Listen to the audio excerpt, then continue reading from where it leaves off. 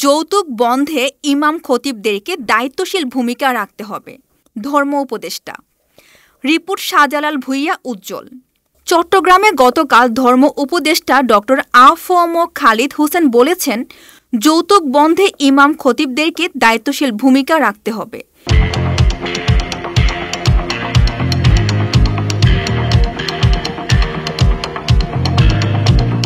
বিভিন্ন ফোরামে ইমাম খতিবদের কথা বলার যে সুযোগ রয়েছে সেটা কাজে লাগাতে হবে। আজ সকালে চট্টগ্রামের এলজিইডি ভবনের কামরুল ইসলাম সিদ্দিক মিলনায়তনে মুসলিম নিকাহ রেজিস্ট্রারদের সাথে অনুষ্ঠিত মতবিনিময় সভায় প্রধান অতিথির বক্তৃতায় তিনি এইসব কথা বলেন। বাংলাদেশ মুসলিম নিকাহ রেজিস্ট্রার ফোরামের উদ্যোগে বাল্যবিবাহ নিরোধকল্পে কনের স্থায়ী ঠিকানার কাজী কর্তৃক বিবাহ ও তালাক নিবন্ধন আইন প্রণয়ন এবং বাংলাদেশ সরকারের সংস্কার কমিশন কর্তৃক বিবাহ নিবন্ধন ফি 3 ভাগে ভাগ করার বিষয়ে এই মতবিনিময় সভা আয়োজন করে।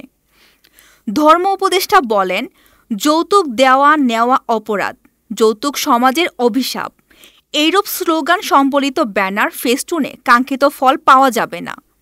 যৌতুক নিরুৎসাহিত করতে ইমাম খতিবদেরকে কথা বলতে হবে। খতিব, ইমাম কিংবা কাজীদের নানা ফোরামে কথা বলার সুযোগ রয়েছে। এই সুযোগকে যৌতুক বন্ধে কাজে লাগাতে হবে।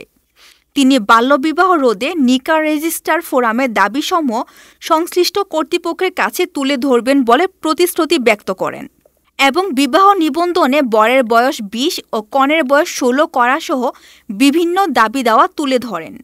ধর্ম উপদেষ্টা আরও বলেন, বিবাহ নিবন্ধনের সময় কাজী ও সহকারীরা অনেক সময় সরকারি বিধান না মেনে অতিরিক্ত ফি আদায় করেন।